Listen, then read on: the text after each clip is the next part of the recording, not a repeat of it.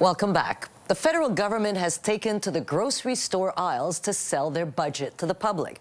But are Canadians ready to buy that budget during this economic climate?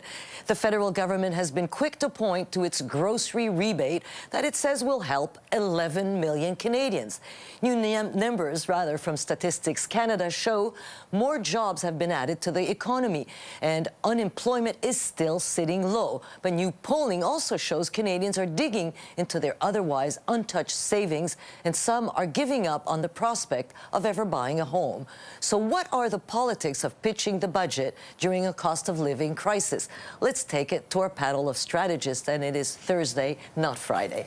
Greg McEachran has advised politicians at all three levels of government and worked on the communications team for 2 national election campaigns. Greg leans Liberal. Fred Delorre is a managing partner with Delorre Public Affairs.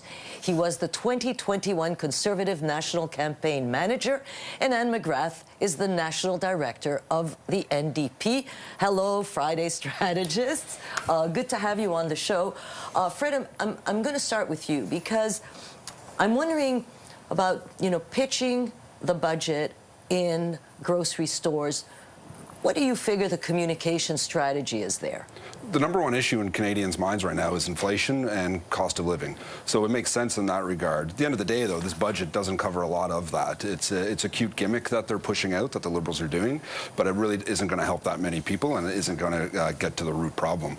At the end of the day, I don't think the Liberals want to be talking too much about this. I think they want to get through this. The election's a couple of years away. This is a very quiet budget in many regards, and it's just about getting through it right now.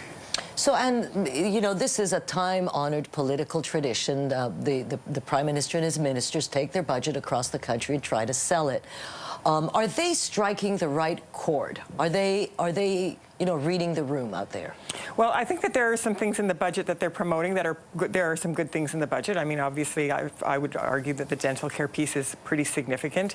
There are some very significant missing pieces as well, though. And I think housing affordability is number one. Every public opinion poll that you look at, or just talking to people in your life, you know that housing affordability for renters, for young people who are trying to buy, or who think that someday they might be able to buy a home, all of those kinds of things. The lack of access to affordable, reasonable housing is a huge issue. That, along with groceries, are the big cost of living things that people care about. So the grocery rebate, I think, is a smart rebrand of an idea that the NDP put forward in the fall. Yeah, the GST rebate. The GST, that's what it is. It's a GST rebate, and it's rebranded. Yeah, redesigned. I think that putting some money in people's pockets is a good thing. But if you stack that up against the news this week that Galen Weston is somehow underpaid, and has to have his salary and compensation almost doubled to bring him up to par, you stack that up against the concerns people have about groceries and housing affordability and things like that, and the contrast is incredibly stark. And what Canadians see, I think, is I don't think that they feel like the Liberal government is really in touch with that kind of anxiety and uncertainty that people are experiencing, and I don't think that they think that Pierre Poilievre is going to do anything to help them. So I think that that's the key thing for me in the post-budget period. So, actually, I want you to respond to that, right? Because I'm thinking the same thing. I saw that this morning. They increased his bonus. He got millions and millions of dollars. I mean, but are the Liberals reading the room? I mean, they're going to get the support of the NDP, so the heat is off. The minority Liberals are safe. So, it isn't really what a minority government. The budget is going to pass. So, are they reading the room properly? First, I thought you wanted me to respond to the raise, and what was the old brand president's choice? And I, as president, choose to make a few more $1 million. That's great. I would too. But yeah, what a tin ear. And I think one of the great things that I saw this year about Parliament was parliamentary committees, and the fact that they brought in supermarket executives. And I think committees should be used more in that way. If it's name and shame, so be it. But I mean, people have recently seen this person who was, justifying, grocery costs. I think the reason why it's being targeted around groceries is there's another challenge around inflation about putting more money into the economy. And so it's targeted at people who need it, and they're being encouraged where to spend it. People can spend it however they want to spend it, but I think there's a reason why they've targeted that. I think it was something else that the NDP did was smart, was the leader came out right after the budget and said we're going to vote for it. So we didn't have to go through that little dance of will they, won't they. Yeah. And in the end, I think would have been very damaging for Singh because he probably would end up voting for it. So we just took all that off the table. And the dance that would go on around a budget in a minority government normally would have happened afterwards and there'd be a lot of dealing. To me, it was done ahead of time.